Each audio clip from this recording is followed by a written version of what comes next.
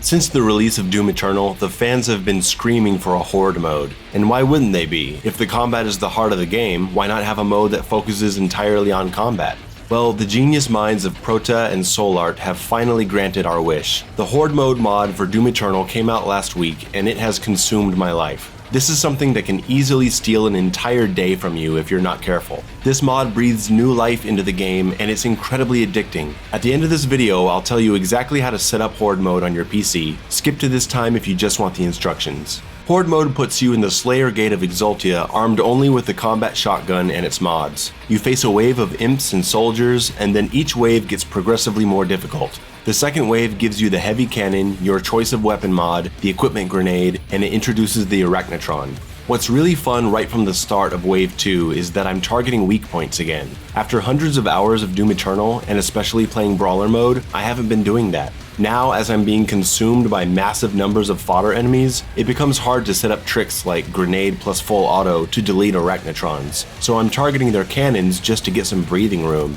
Since weak point targeting becomes more important, Precision Bolt is a good choice for the first mod. But there's a strong argument for micromissiles too, because of the number of fodder in each level. Explosives are very good, so while sometimes I go Precision Bolt, I tend to stick with micromissiles for crowd control. The only issue is that you're gonna burn through your ammo quite fast, and it's a good thing that every round starts you with full chainsaw. At the beginning of Wave 2, you'll get 3 weapon upgrade points, which I immediately dump into instant loader for the micromissiles, so I don't waste any time in firing them.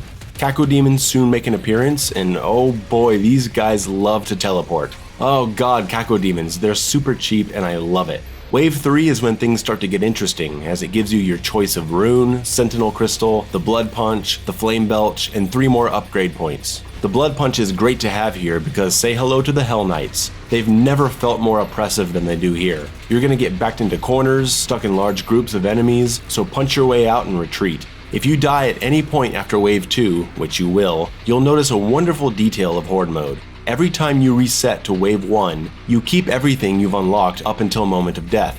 So dying at Wave 3 means I get to play through Waves 1 and 2 with the Flame Belch and the Heavy Cannon and all that. It makes repeating the first levels much less tedious, because you can kind of fly through them and get back to the good stuff. It also means you don't have to sit through the long upgrade animations every single time you play. Good stuff. If you want to play more authentically, you can select Reset Mission from the menu and start from 0. However you want to do it, it's up to you. There is a catch though. If you repeat Horde Mode while saving all the unlocks, you won't find any more extra lives. Some waves give you an extra life, and if you already picked it up, it won't appear again. The same goes for the Megaspheres. I think that's a great way to balance it. Wave 4 finally gives you the dash, an extra life, the plasma rifle, and another weapon mod. Pick the Heat Blast, don't be silly. You'll need it to blow up these massive groups of fodder, and the fully charged blast breaks the Arachnotron turret. So I like to immediately spend 6 points on the Superheated Rounds upgrade to get that fast recharge. Oh, and there's also Revenants here, which are just awful in this arena.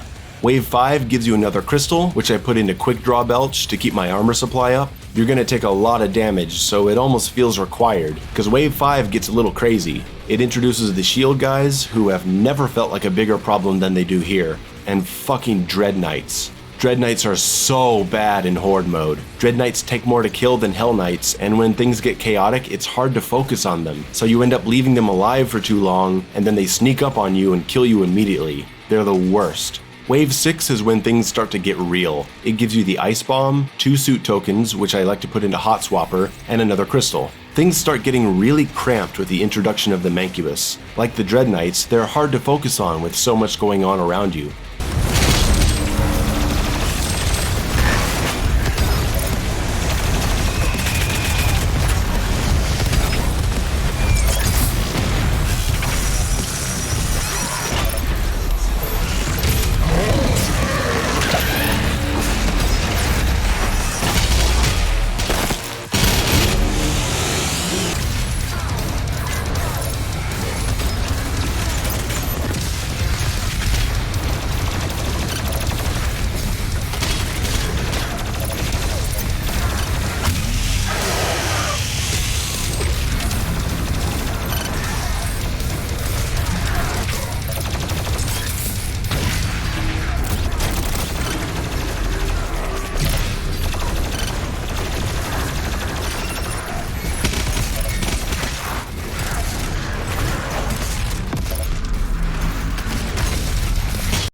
As you play, you'll be able to pick up health and ammo and gas around the arena, but you need to be very careful about how much you do that. While health and armor and gas eventually respawn, ammo pickups are one time only. You'll want to use your chainsaw strategically for ammo and leave these pickups for emergency situations when you just don't have any other option. Wave 7? Oh, how I've missed the rocket launcher. Remote detonation is great for crowd control, though I would sing the praises of remote detonation in any context. Except against pain elementals, which start showing up in Wave 9. I hate them so much, I will use lock-on rockets every time. There's another rune in Wave 7, a crystal, and an extra life. Wave 7 has whiplashes and prowlers. Lots of prowlers. It feels so weird to fight prowlers without having the super shotgun, but don't worry, the SSG appears in Wave 8. I'm immediately upgrading it and using Wave 8 to master the flaming meat hook. From this point on, I don't want to show any more of Horde Mode, because there are some big surprises later on. Doom Hunters, Marauders, the game erupts into total chaos.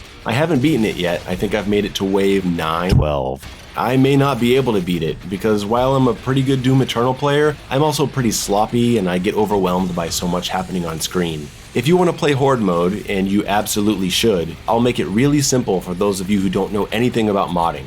First, go to the link in the video description and download the Horde Mode zip file. Next, go to the mod installation video by Proteh and download the 4 files under required modding tools. When that's all finished, go to your Doom Eternal folder. If you're playing on Steam, you can right-click on the game in your library, go to Manage, and click Browse Local Files. Create a new folder called Mods with a capital M and put the Horde Mode zip file inside. No need to extract it. Next, take the 2 files called deternalloadmods.exe and eternalmodinjector.bat and move them into the Doom Eternal folder. Return to the Downloads folder and open the Eternal Patcher zip file and copy the 2 files inside. Paste them into the Doom Eternal folder with the others. Finally, return to the Downloads folder again, open the id rehash zip, copy the 2 files, but this time we're going to paste them inside the base folder inside the Doom Eternal folder.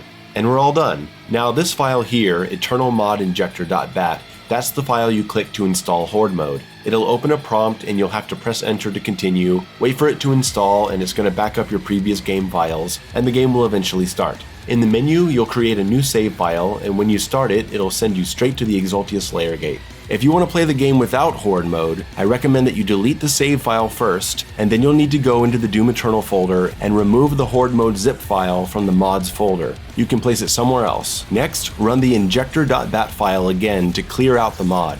And now you're ready to play the game regular again.